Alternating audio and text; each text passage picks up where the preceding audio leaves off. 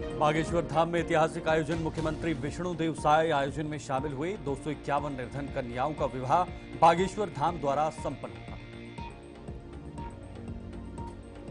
उप मुख्यमंत्री ने पेश की कैग रिपोर्ट पर बात की। उप मुख्यमंत्री ने कहा केजरीवाल ने अपनी ही सरकार पर डाका डाला है। सांसद बृजमोहन अग्रवाल ने पत्रकारों से चर्चा की। कांग्रेस कार्यालय राजीव भवन में ईडी की पूछताछ पर सवाल पूछे। नमस्कार, खबर छत्तीसगढ़ में आपका स्वागत है और मैं हूं आपके साथ शीतल शर्मा। इस बुलेटिन की शुरुआत कुछ खास खबरों से करते हैं। मुख्यमंत्री विष्णुदेव साय आज बागेश्वर धाम में चल रहे शिवरात्रि महोत्सव और 251 निर्धन कन्याओं के सामूहिक विवाह समारोह में शामिल हुए। बागेश्वर धाम में धार्मिक भक्ति, सामाजिक समर्पण और राष्ट्रीय एकता का अनूठा संगम देखने को मिला। मुख्यमंत्री विष्णुदेव साय ने कहा कि छत्तीसगढ़ संत परंपरा और धर्मनिष्ठा की भूमि है। हमें गर्व है कि बागेश्वर धाम में इस दिव्य आयोजन में शामिल होने का अवसर मिला है। उन्होंने कहा कि संस्कार और संस्कृति किसी भी व्यक्ति के जीवन का महत्वपूर्ण हिस्सा होते हैं।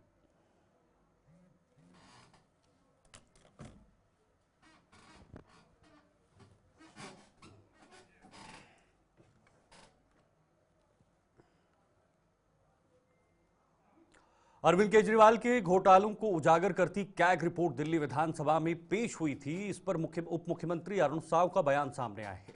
उन्होंने कहा कि अरविंद केजरीवाल ने अपनी ही सरकार पर डाका डाला है। 2000 करोड़ से ज्यादा का राजस्व चोरी किया है, नियमों की अनदेखी की।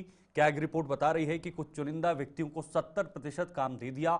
खुद को कट्टर ईमानदार बताने वाले केजरीवाल ने ईमानदारी को बदनाम किया है।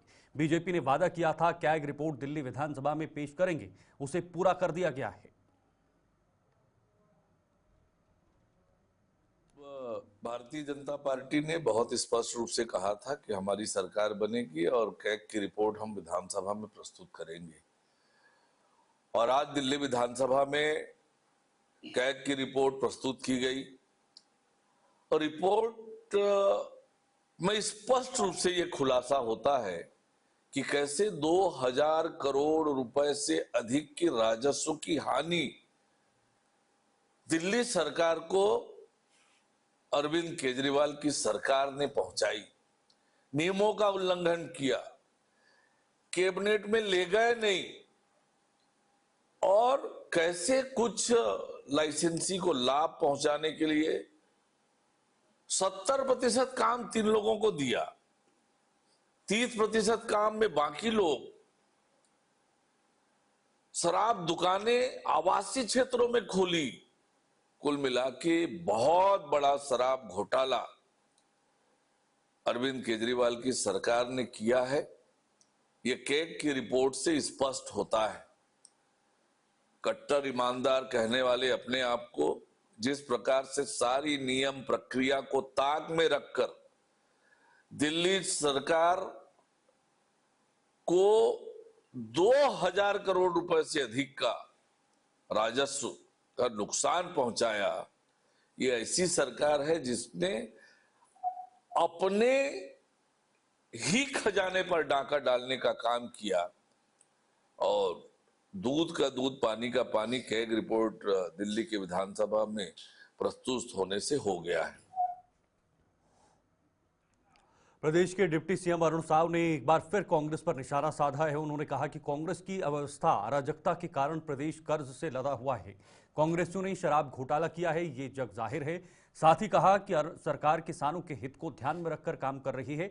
सरकार के 13 महीनों के कामों पर जनता ने मोहर लगाई है और हमने जेल में बंद कैदियों के लिए गंगा जल की व्यवस्था भी की है।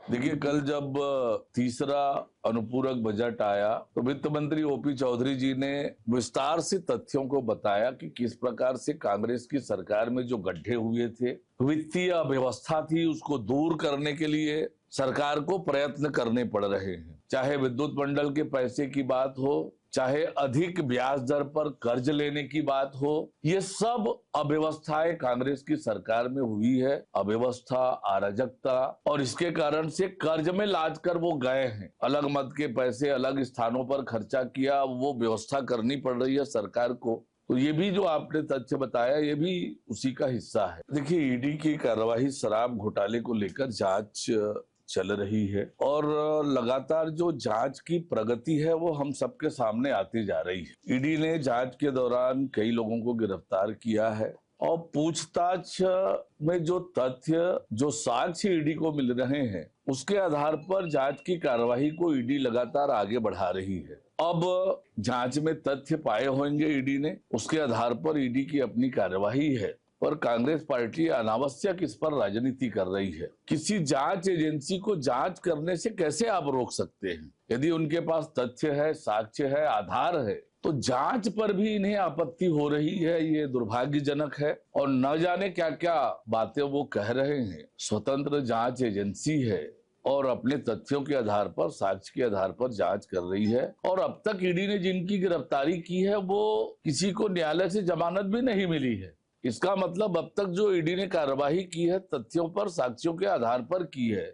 और आज जो समाचार पत्रों में कहा है कि सुकमा और कोंटा में जो कांग्रेस पार्टी के कार्यालय बने हैं उसकी जानकारी ईडी मांग रही है कि आखिर वो कहां से बने, कैसे बने। और ये जो राजनीतिक बयानबाजी कांग्रेस पार्टी करके जनता का ध्यान भटकाने की कोशिश न करे, इन्होंने शराब का घोटाला किया है, ये जग जाहिर है। देखिए, किसानों के हित पर सरकार लगातार चिंता करके काम कर रही है और किसानों को कोई दिक्कत ना हो, किसानों के धान की समय पर खरीदी हो, इसको लेकर सरकार काम कर रही है।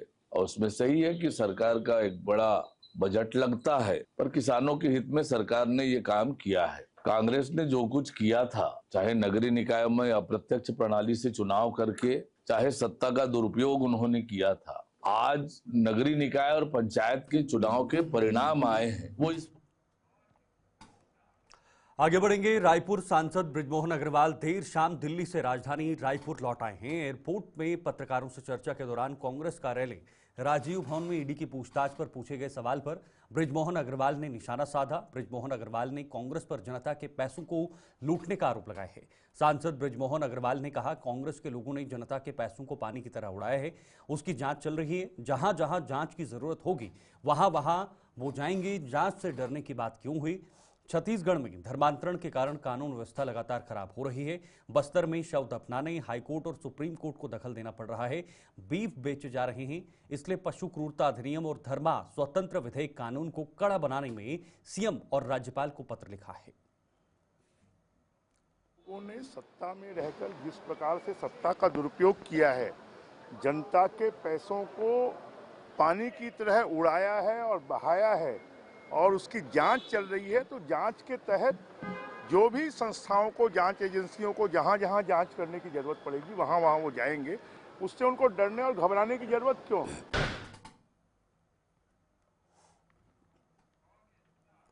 पीसीसी चीफ दीपक बैज ने भारतीय जनता पार्टी के राज्य सरकार पर गंभीर आरोप लगाते हुए कहा कि 1 वर्ष में ही इनके घोटाले अब सामने आ रहे हैं, जहां नकली दवाइयों की सप्लाई धड़ल्ले से की जा रही है। लगातार मामले उजागर हो रहे हैं। बीती सरकार में भी गर्भाशय कांड, आंख फोड़वा कांड सुर्खियों में था और अब नकली दवाइयां सप्लाई का जबरदस्त काम चल रहा है। यही काम है भारतीय जनता पार्टी की। उनके नेता मंत्री सब इन्हीं कामों में संलिप्त हैं। देखिए, हम लोग पहले से ही सवाल उठाते रहे हैं कि प्रदेश में आप और हम लोगों ने देखा है, गर्भाशय कांड देखा है, आंख फोड़वा कांड देखा है।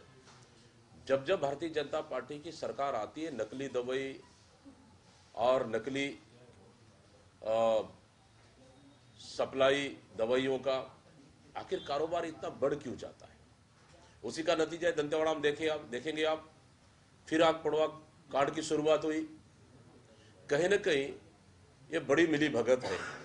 जिस कंपनी को उन्होंने उनकी टेंडर निरस्त कर दी गई या उनको बाहर कर दिया गया, आखिर सरकार। रायपुर के इंडोर स्टेडियम में गुरुवार को दोपहर 3 बजे से नगर निगम की नवनिर्वाचित महापौर मीनल चौबे सहित सभी 70 पार्षद शपथ ग्रहण करेंगे। समारोह भव्य स्तर पर होगा क्योंकि 15 साल बाद बीजेपी को नगर निगम की सत्ता मिली है।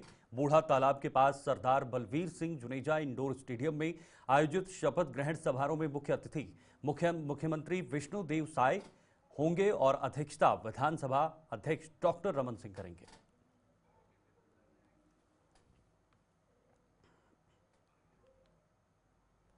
इधर तखतपुर थाना क्षेत्र के ग्राम सिलतरा में लगभग 38 वर्षीय युवक रसिक लाल गुप्ता की मृत्यु होने की सूचना मिली थी, जिस पर तखतपुर पुलिस की टीम तत्काल घटनास्थल पर पहुंची। घटनास्थल का निरीक्षण एफएसएल की टीम पुलिस अधिकारियों द्वारा किया गया। पूछताछ में पता चला कि मृतक का शव उसके घर के प्रांगण में ही मोटरसाइकिल के नीचे दबा हुआ था। तखतपुर थाने में मर्ग क्रमांक 20-25 कायम कर जांच शुरू की गई है। शव का पंचनामा उपरांत पोस्टमार्टम कराया गया है। परिजनों और घटना से संबंधित व्यक्तियों से पूछताछ की गई है। सीसीटीवी और तकनीकी साक्ष्यों का अवलोकन किया गया। पोस्टमार्टम उपरांत डॉक्टर से शॉर्ट पीएम रिपोर्ट प्राप्त की गई। अब तक की जांच में शॉर्ट पीएम में मृतक का शराब सेवन किया हुआ होना और कार्डियक अरेस्ट से मृत्यु होना पाया गया है। तखतपुर क्षेत्र के ग्राम सिलतरा में एक मर्ग की सूचना पुलिस को मिली थी, जिस पर ज्ञात हुआ कि वहां लगभग 38 वर्षीय युवक एक रसिक लाल गुप्ता, जिसकी मोटरसाइकिल के नीचे डेड बॉडी उनके घर के प्रांगण में मिली थी। पुलिस की टीम एफएसएल की टीम के द्वारा घटनास्थल का निरीक्षण किया गया, मर्ग कायम किया गया और शव का पंचनामा किया गया, पोस्टमार्टम करवाया गया। सभी संबंधितों से पूछताछ की गई है। आसपास सीसीटीवी फुटेज इत्यादि भी देखे गए हैं। तकनीकी साक्ष्यों का भी अवलोकन किया जा रहा है। शॉर्ट पीएम रिपोर्ट हमको प्राप्त हुई है, जिसमें यह पता चला है कि मृतक नशे की हालत में था और कार्डिक अरेस्ट से उसकी डेथ हुई। अभी आगे जांच की जाए। थाना तक जिला यातायात पुलिस बिलासपुर के द्वारा आदरणीय पुलिस अधीक्षक रजनीश सिंह के दिशा निर्देश और अतिरिक्त पुलिस अधीक्षक रामगोपाल करियारे के विशेष मार्गदर्शन में लगातार यातायात नियमों के समुचित पालन करवाने और यातायात नियमों के प्रति सजगता लाने हेतु राष्ट्रीय सड़क सुरक्षा माह के क्रम में यातायात जन जागरूकता कार्यक्रम निरंतर संचालित किया जा रहा है। इसी क्रम में ग्राम सीपत के नवडीही चौक में लोगों में हेलमेट के प्रति जागरूकता स्थापित करने और लोकहित और जनसेवा के साथ अति महत्वपूर्ण जीवन रक्षा के दायित्व के निर्वहन में राष्ट्रीय सड़क सुरक्षा माह हेलमेट वितरण अभियान के तहत 300 से अधिक हेलमेट का वितरण किया गया है।